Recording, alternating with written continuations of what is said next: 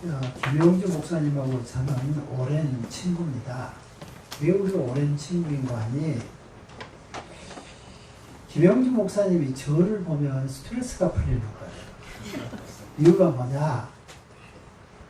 김영주 목사님 그렇게 세련된 사람은 아니잖아요. 이것이 살아가면서 느끼는 아주 그 작은 스트레스인데 저를 딱 만나면 자기보다도 세상에 더 촌스러운 사람이 있다는 것이 위로가 되는 거예요. 저도 김영주 목사님을 만나면 김영주 목사님 생각은 다를 거예요. 그렇지만 김 목사님이 저하고 별반 그렇게 차이가 없는 것 같아요. 그래서 우리는 오랜 친구로 이렇게 지내오고 있습니다.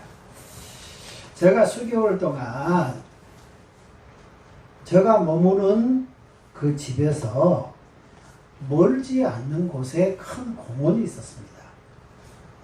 그 공원 앞에는 그 우크라이나, 여러분 우크라이나 전쟁 아시죠?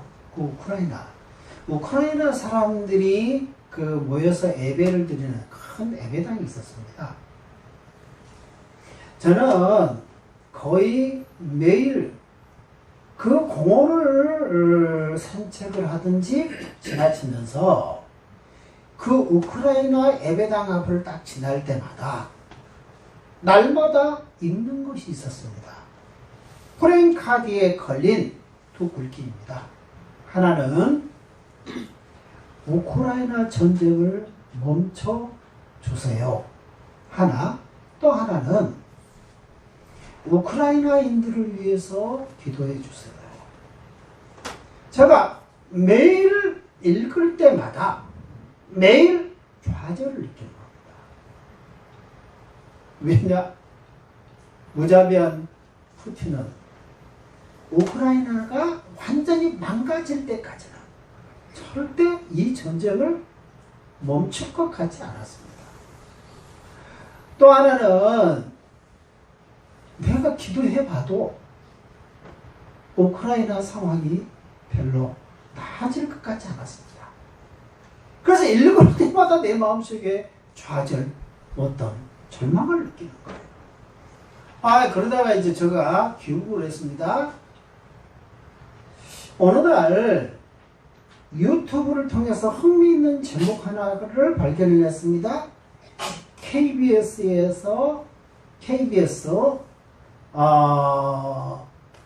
다큐 인사이트 그런 프로그램으로 올해 3월 31일 날 방영했던 미래전쟁이라고 하는 그 다큐를 제가 본 거예요. 그 다큐에 보면 푸틴은 우크라이나를 침공할 때 푸틴이 가장 믿은 거 대전차 군단을 앞세워서 침공을 할 때 어디부터 치느냐? 우크라이나 통신시설, 전력시설부터 완전히 파괴시킨 거예요. 러시아와 우크라이나는 이 전쟁은 대등한 전쟁이 아닙니다. 이름하여 비대칭형의 전쟁인 거예요.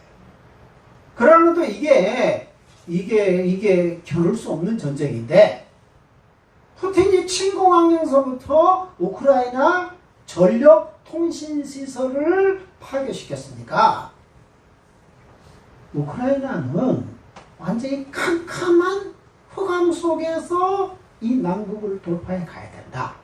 이렇게 된 거예요. 그러니까 이 침공을 하고 얼마가 딱 지나서 우크라이나 사람들이 자신들을 구조해 주십시오 SOS를 누구에게 쳤느냐? 여러분 테슬라였잖아요. 테슬라 자동차 기업의 창업자 일론 머스크에게 SOS를 때린 거예요. 근데 여러분들도 검색해보면 알겠지만 일론 머스크가 또 하고 있는 우리는 테슬라만 알지만 테슬라보다 훨씬 더 큰 것이 있는 거예요. 그것이 스페이스 X라고 하는 거대한 프로젝트를 지금 진행시키고 있는 거예요.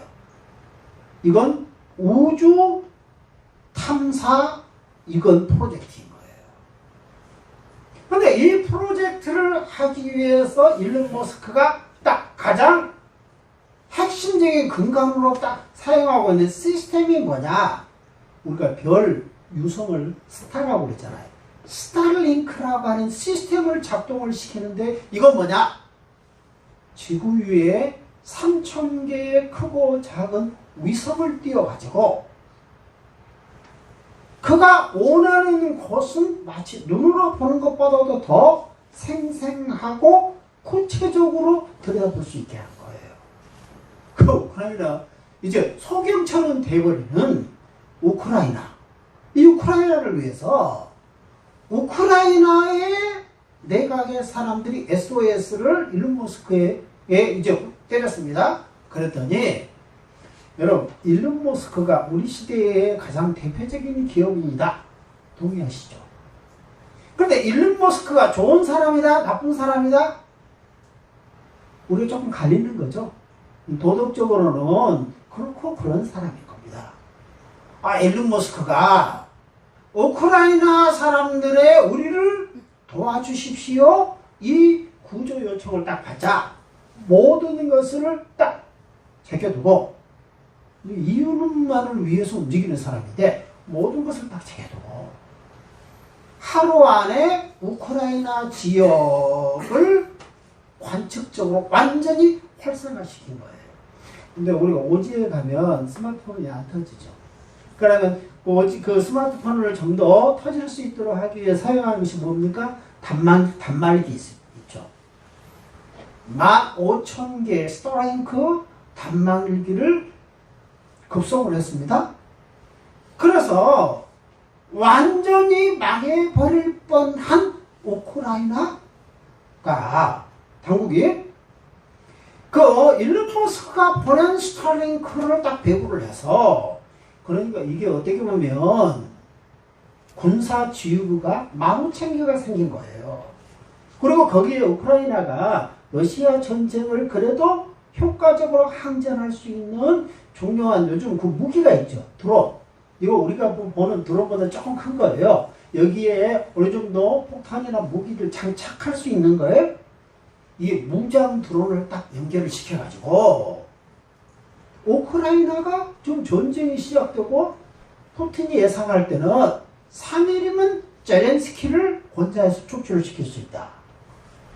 우크라이나가 아무리 항쟁을 해도 한 달 이상 버티지 못할 것이다. 푸틴의 예상과는 달리 지금 1년 반을 아주 효과적으로 항쟁해 온다고 하는 사실입니다. 그래서 제가 설교하고 왔잖아요. 본문으로 들어가도록 하겠습니다. 자, 오늘 우리가 읽은 이 본문은 여호수아서 24장 14절부터 18절까지입니다.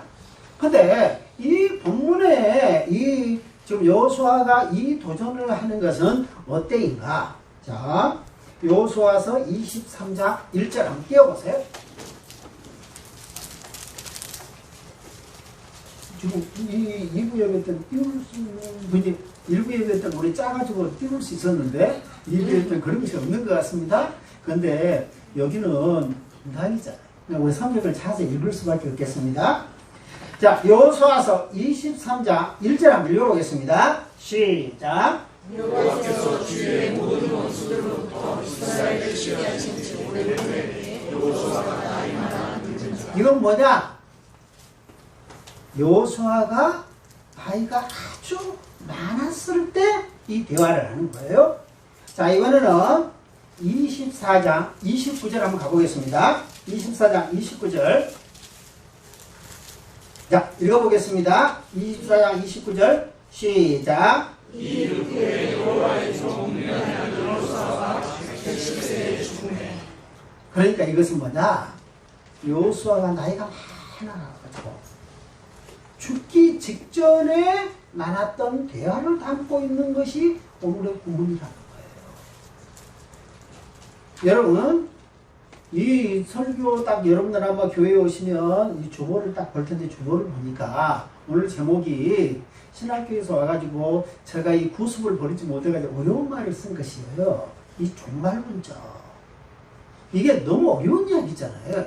종말론적이라는 말이 뭔 말인가? 이 기독교 사상의 가장 근간이 되는 것이 뭐냐? 이 종말론이라는 것인데, 기독교 신학의 가장 중요한 어떤 관점 중에 하나입니다. 이게 뭔 말이냐? 이것은 죽을 때 그 시점에서 자기의 모든 문제를 생각해봐라. 이것이 종말론적이라는 말이에요. 자, 그런데 오늘 이 여호수아 24장 14절부터 18절까지의 말씀, 여호수아와 백성들 또 백성의 지도자들과 나눈 대화의 근간이 되는 것은 간단합니다. 너희가 우상을 섬길래? 하나님을 섬길래? 하나님만을 섬겨야 한다. 이 내용이잖아요. 여러분, 이것이 여호수아는 뭐냐? 이것이 우리 민족의 존망이 걸린 생사의 문제를 가름할 수 있는 가장 중요한 구도라는 거예요. 그런데 저는 질문의 형식으로 여러분들에게 여쭤보겠지만 여러분들 절대 대답하지 말고 속으로만 생각하세요. 우리가 살아가면서 말을 해서는 안 될 것이 있어요. 그러나 우리의 생각은 움직이는 거죠. 그냥 한번 여러분, 우리가 살아갈 때 가장 중요한 것이 우상을 섬기느냐 하나님을 섬기느냐 이것이 문제로다. 이걸 현실적으로 느끼세요? 굉장히 이것은 비현실적으로 느껴지는 것 같죠. 왜냐? 지금 나에게 나를 겁박해 오는 가장 당면한 문제는 무엇입니까? 우리 아들의 문제잖아요. 지금 나를 겁박해 오는 것은 무엇이냐? 내 직장에서 내가 승진하는 문제지, 내가 맡은 일을 잘하는 거지. 이게 생사의 문제입니까? 이건 굉장히 비현실적으로 느껴지는 거예요. 그러나 여러분, 우리가 습관을 쫓아서 이렇게 주일날 이렇게 예배를 드리지만 이 예배는 누구 앞에서 드리는 거예요? 하나님 앞에 나왔고 하나님 앞에서 드리는 거잖아요. 이 시간은 뭐냐? 생사를 두고 우리가 하나님을 만나는 거예요. 어쩌면 이 시간은 우리가 하던 일을 딱 내려놓고 마치 우리의 가장 근원으로 우리가 돌아오는 거예요. 여러분, 저는 이 세상의 인간의 삶이 이렇게 한번 말씀드려보겠어요. 제가 살아가면서 느낀 것이 있습니다. 모든 것은 속였습니다. 그런데 어떻게 인간 안에 성스러운 것이 있냐는 거예요. 그것이 뭐냐? 부모가 자식을 생각하는 이 문제는 성스러운 거예요. 근데 이건 뭐냐? 여기서부터 발언하여 동산의 조항에서 발언하여 모든 것을 적시듯이 인간의 성존이 가능하다는 거예요. 여러분, 우리의 지금 가장 당면한 문제가 우리 아이가 학교에서 공부 잘하는 것이다. 이것을 만일에 정지한다면 그 사람은 인간이 아닌 거예요. 위선을 떠는 거예요. 나도 지난 20년 동안 내가 신대원에서 내가 사역을 했지만 거기서 받은 소득으로 우리 아이들의 교육을 했습니다. 그리고 나는 이것을 자랑스럽게 생각합니다. 그런데 뭐냐? 이것이 당면한 문제가 이게 현실적인 문제, 이것이 잘못됐다는 것이 아니고 근원적인 문제가 뭐냐는 거예요. 그럼에도 불구하고 하나님께서 우리를 도와주실 때만이 이것이 뭐냐? 다시 말해서 우리가 자식을 우리가 분명히 키웠어요. 우리가 모든 것을 내려놓고 자식을 키워서 요만큼 우리 자식이 이제 설 수 있었습니다. 그러나 뭐다? 우리 자식이 여기까지 온 것은 하나님의 은혜로다. 고백할 수 있는 것이 기독교적이라고 하는 것이 오히려 부모님이 가르쳐준다는 거예요. 자, 두 번째 말씀 들어보겠습니다. 두 번째, 우리 14절, 15절 읽었지만 다시 한번 읽어보겠습니다. 14절, 15절 시작.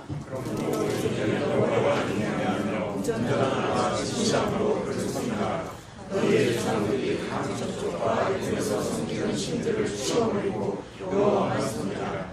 만일 여호와를 섬기는 것이 너희에게 좋지 않게 보이거든 너희 조상들이 강 저쪽에서 섬기던 신들이든지 또는 너희가 보좌 하나님에 있는 아무리 속의 신들이든지 너희가 섬길 자를 오늘 택하라. 오직 저와 내 집은 여호와를 섬기노라. 아멘. 여러분, 우리의 신앙은 우상을 섬기겠느냐 하나님만을 섬기겠느냐 하는 것이 굉장히 비현실적으로 느껴지는 그 밑에 놓여있는 심리는 어떤 것이냐. 우상을 섬기는 것이 현실적이지 않다는 생각이 있는 거예요. 현실적이지 않다는 생각이 있는 거예요. 그러나 여기서 보세요.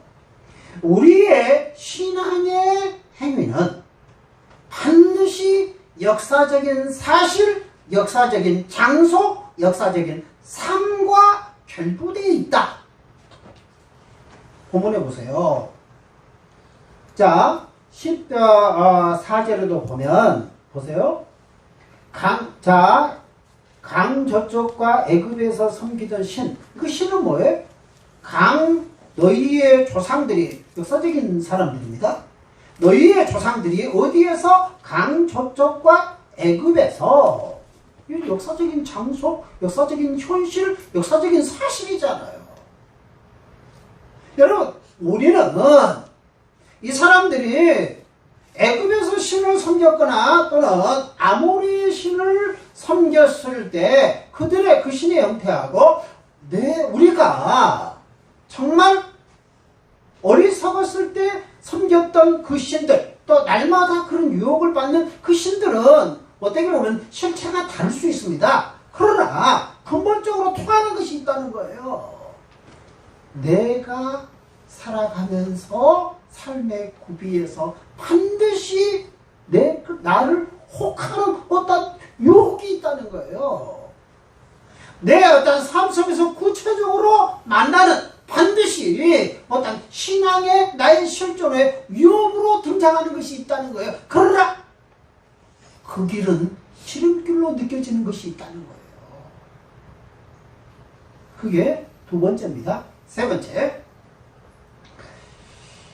이번에는 15절, 16절, 17절 읽어보겠습니다. 15절 시작. 만일 여호와를 섬기는 것이 너희에게 좋지 않게 보이거든 너희 조상들이 강 저쪽에서 섬기던 신들이든지 또는 너희가 거주하는 땅에 있는 아무리 속의 신들이든지 너희가 섬길 자를 오늘 택하라. 오직 나와 내 집은 여호와를 섬기노라 하니. 자, 16절. 백성이 여호와를 이르되 너희가 결단코 여호와를 버리고 다른 신들을 섬기기를 하지 아니하오니. 자, 미안합니다. 제가 16절부터 시작해야 되는데 제가 눈이 이렇게 때때로 이렇게 멍멍해가지고 그렇게 됐습니다. 미안합니다. 16절. 백성들에 대한 우리는 절대로 여호와만을 섬기겠습니다. 자, 근데 17절.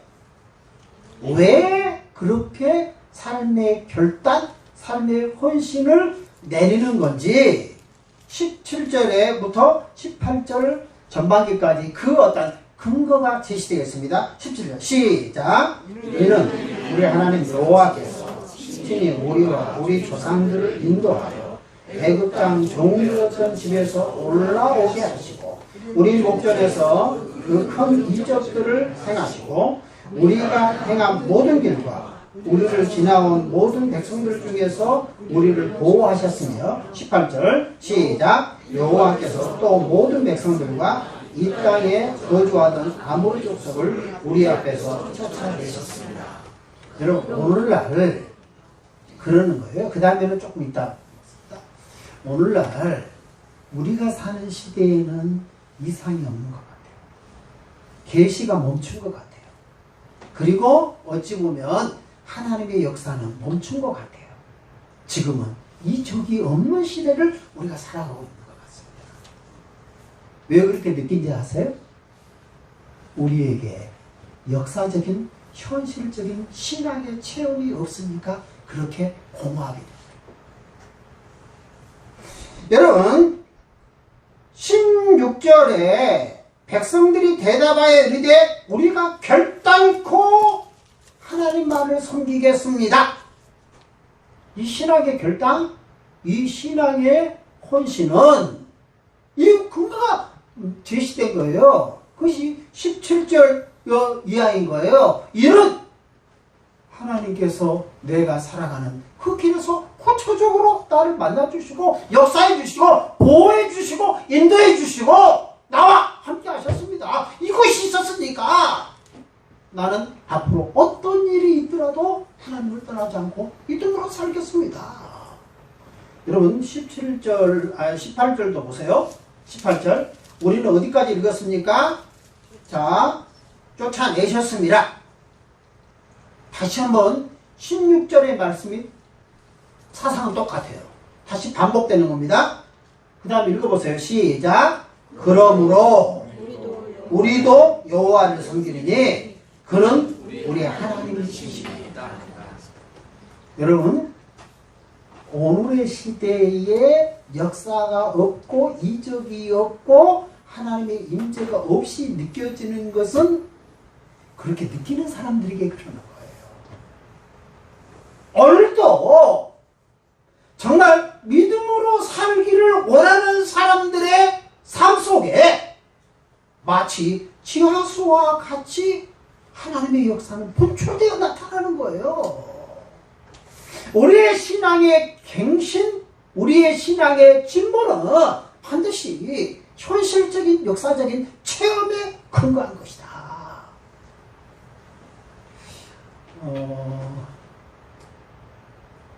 기독교의 사상에서 예수 그리스도는 구원의 행동 자체잖아요.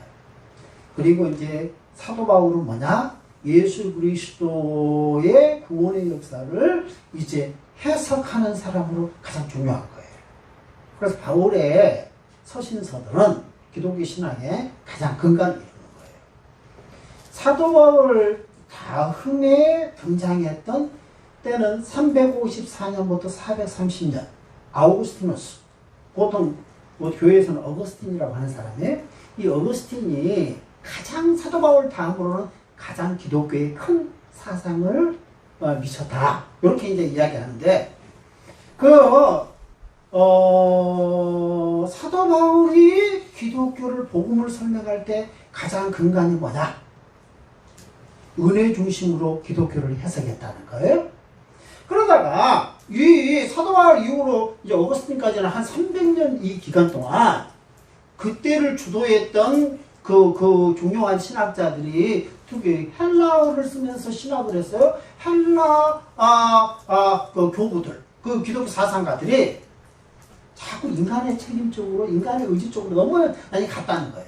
그러다가 아우구스티누스에 이르러서 다시금 사도 바울의 은혜 중심적으로 다시금 기독교의 물꼬를 바로 잡았다. 그래서 사도 바울, 아니면 아우구스티누스, 어거스틴이 굉장히 중요한 건데, 어거스틴은 은혜를 설명할 때 뭐라고 은혜를 설명하느냐? 은혜는 반드시 선행적이다. 이 말이 뭔 말이냐? 여러분,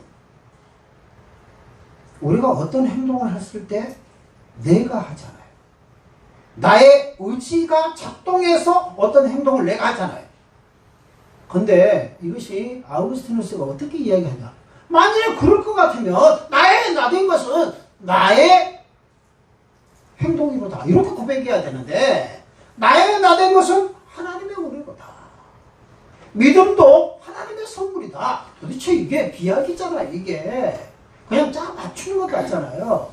근데 아우구스티누스가 이것을 이 근간에 대한 굉장히 중요하게 어떻게 해석을 하느냐? 은혜는 우리의 의지에 앞설 것이다. 이걸 말하냐? 은혜는 반드시 선행적이다.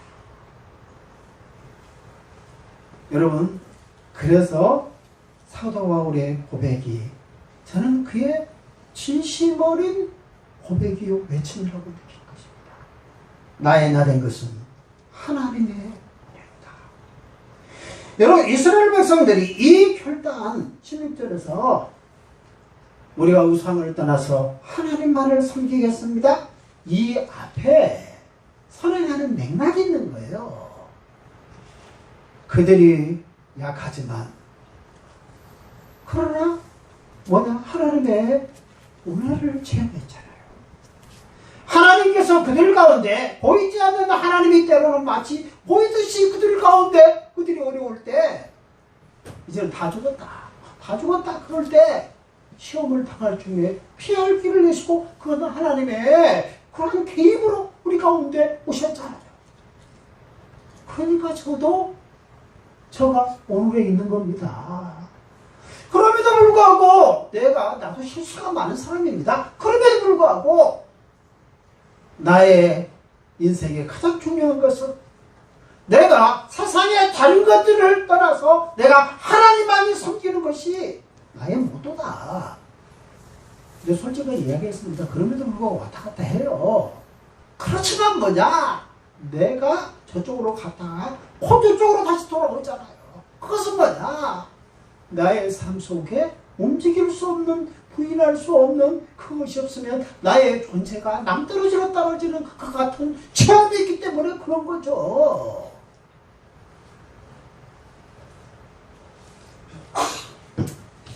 그러나 실제로 우리가 살아가면서 만날 때 우리가 믿음으로 살겠다거나 다 이 결단을 했을 때 그때 우리가 즉각적으로 다가오는 어떻게 보면 약한 마음이 있습니다. 자, 우리 요한복음 6장 9절 한번 같이 한번 읽어보겠습니다. 요한복음 6장 9절.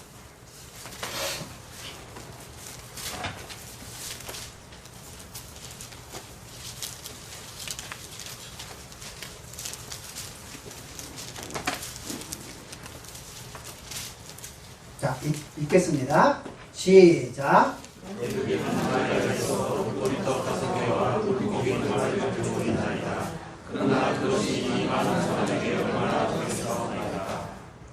여러분, 왜 저는 이제 설교를 마쳐가면서 왜 요한복음 6장 9절을 같이 읽자 했겠어요? 여러분, 우리가 믿음의 결단을 할 때 곧 우리에게 다가오는 사탄의 속삭임, 어떻게 보면 유혹은 뭐냐? 그래봐야 무엇이 편하겠냐는 거예요. 그래봐야 무엇이 편하겠냐는 거예요. 여러분, 그것이 여기서 뭐라고 표현됐느냐? 너에게 무엇이 있겠느냐? 고기 조금, 떡 조금 있습니다. 그러나 이건 차라리 안 내는 것만 못합니다. 그러나 이것이 얼마나 되겠습니까? 그 다음에 나타나는 결국은 어떻게 됐어요? 먹고도 남음이 있었죠. 여러분, 우리의 순리의 길에서, 믿음의 길에서 이것은 우리 개인의 삶 속에서도 오늘의 우리에 필요한 것은 한날의 수고입니다. 내일은 우리의 것이 아니라는 거지. 우리 자식들의 문제도 오늘에 우리 할 수 있는 것은 오늘의 수고예요. 내일은 우리 자식들의 우리 기대만 있지 현실은 아직 아닌 거예요. 우리는 우리의 민족에 대해서도 그러고 우리가 살아가는 이 공동체도 똑같은 거예요. 우리가 할 수 있는 것은 실은 아주 얼마밖에 안 되는 거예요. 이래 봐야 절대 변할 것 같지 않다는 거죠. 그러나 이것이 얼마나 되겠습니까? 내일은 하나님의 역사인 거예요. 하나님이 어떻게 하셨어요? 먹고도 남음이 있었잖아요. 여러분, 이것이 역사인 거예요. 이것이 우리의 삶의 실존인 거예요. 여러분, 오늘을 살아가는 이 기독교인들은 이 믿음을 가지고 살아가는 것인 줄을 믿으시기 바랍니다. 기도하겠습니다. 살아계신 하나님 아버지 감사합니다. 하나님, 우리 분당 두레교회 지나간 역사 속에 하나님께서 우리 가운데 함께 하셔서 분당 두레교회가 여기까지 올 수 있었습니다. 하나님이여, 어려움 속에서도 그래도 하나님 강단을 통하여서 하나님의 복음이 선포되고, 그래도 하나님의 주의 훈계와 교양이 이곳에서 참으로 가르쳐졌습니다. 하나님이 어려워도 우리가 이때에도 믿음으로 살게 하여 주옵소서. 너희가 우상을 섬기겠느냐 하나님만을 섬기겠느냐? 우리가 하나님만을 섬기겠습니다. 이 믿음, 이 결단을 가지고 하나님이여 우리 분당 되레교회 내일로 가게 하여 주옵소서. 예수님의 이름으로 기도드렸습니다. 아멘.